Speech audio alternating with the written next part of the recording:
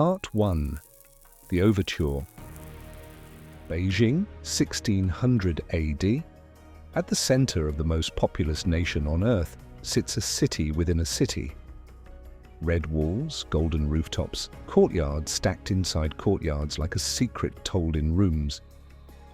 You have seen photographs of this place. You have seen it in films. You think you know what it looks like. You do not yet know what it feels like. This is the Forbidden City, Xijincheng, the Purple Forbidden Enclosure, home to 24 emperors across 5 centuries, 980 buildings, nearly 9,000 rooms, a place so sealed from the outside world that most people who lived in Beijing would never once see inside its walls. This is a reconstruction of what it was like to exist there. Part 2. The Descent. You are standing at the Meridian Gate. It is the southern entrance, the only entrance for most visitors. The gate rises above you, 5 towers of dark timber and red lacquer, 50 feet of wall before the first rooftop even begins. Guards line the steps. You count them and stop counting. The gate opens, and the outside world, the noise of Beijing, the smell of cooking fires, the sound of carts and merchants and a city of 1 million people, disappears completely. One step through, and silence. Part 3. The World. The first thing you notice is not what you see, it is what you smell. Incense, heavy, woody, sandalwood and agar wood burning in bronze censers the size of small trees. The smoke drifts low across the first courtyard, catching the morning light in slow curls. It has been burning here for so long that the smell has soaked into the stone itself. In front of you, a river crosses the courtyard in a perfect curved arc. The Golden Water River, they call it. 5 marble bridges span it, each reserved for a different rank of person. The central bridge, the widest, the most ornate, has never been walked by anyone but the emperor himself. You use the 3rd bridge. You do not look at the central one for too long. The courtyard beyond is enormous. On a ceremonial day, it holds 100,000 people, standing in absolute silence. Today it is quieter. Officials in embroidered robes move in small groups, their footsteps softened by the sheer scale of the space around them. A eunuch crosses the far end carrying a lacquered box. He does not look up. No one looks up unnecessarily here. The Hall of Supreme Harmony rises ahead of you on a 3-tiered white marble terrace carved with thousands of dragons. It is the largest wooden structure in China. The roof is glazed imperial yellow, a color no building outside these walls is permitted to use. Yellow belongs to the emperor alone. On its curved eaves, a row of ceramic figures keeps watch.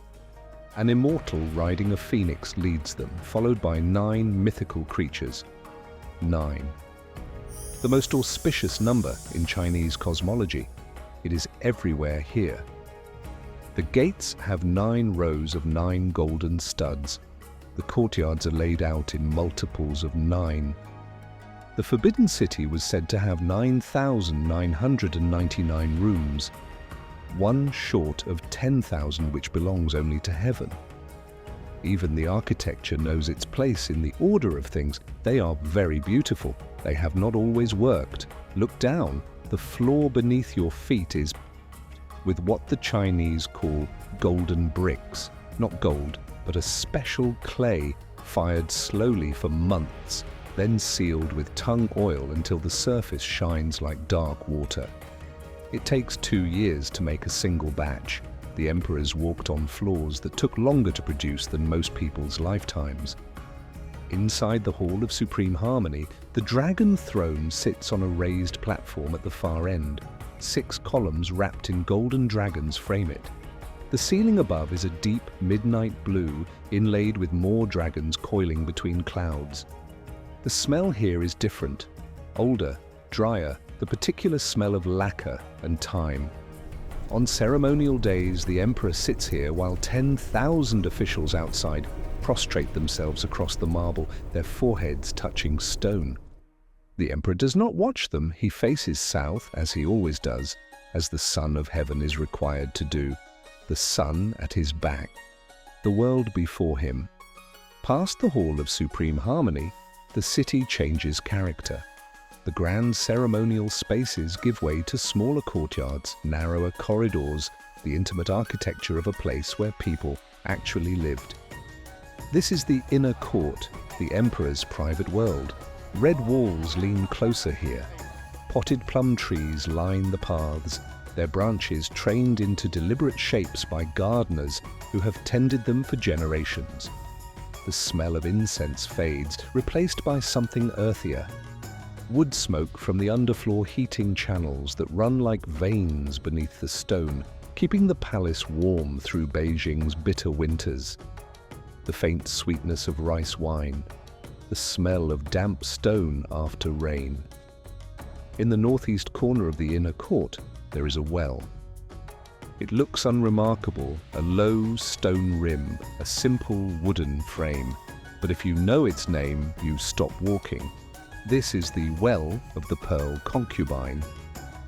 In 1900, as foreign troops advanced on Beijing during the Boxer Rebellion, the Empress Dowager Cixi fled the Forbidden City. Before she left, she ordered her nephew's favorite concubine, a young woman called Consort Jen, Pearl Concubine, thrown into this well. The official reason was that a concubine traveling with the emperor would be improper. The real reason was more complicated. She was 24 years old. The well is very small. People always remark on how small it is. Thousands of people live within these walls. Eunuchs, as many as 70,000 served here across the dynasty's history, move through the corridors carrying messages, trays, documents, secrets. Some accumulated enormous power, some were executed for using it. In the side pavilions, the emperor's concubines wait out their days in apartments that are comfortable and absolute. Some will see the emperor once and never again. Some will spend 40 years behind these walls and die having seen no other world. Outside, Beijing continues. Carts rattle down hutong alleys. Merchants argue over silk prices. Children play near temple gates. In here, someone trims a lantern wick in the same motion their predecessor made 50 years before them. The Forbidden City does not change. That is precisely the point. Part 4. The Way Out. On the way out, you pass a section of wall where the plaster has worn thin in one corner, and the original brick shows through. The bricks are the same ones laid in 1420. Nobody has replaced them. Nobody has needed to. It burned, this place. 3 times in its first century alone, lightning found the wooden halls and moved faster than water could stop it. Each time they rebuilt it exactly as it had been, not improved, not reconsidered. Because this was not a building, it was an argument. And you do not revise an argument made to heaven. The last person to live here was 18 years old when they walked him out through this same gate in 1924. He had been emperor since he was 2. He had never seen Beijing. He stood on the other side of this wall and looked at the city the way a person looks at something they recognize from a description but have never actually seen. The gate closes behind you. The noise of the city returns all at once. The carts, the voices, the smell of cold smoke and noodle broth. You are back. Some people spent their whole lives there and never came out at all.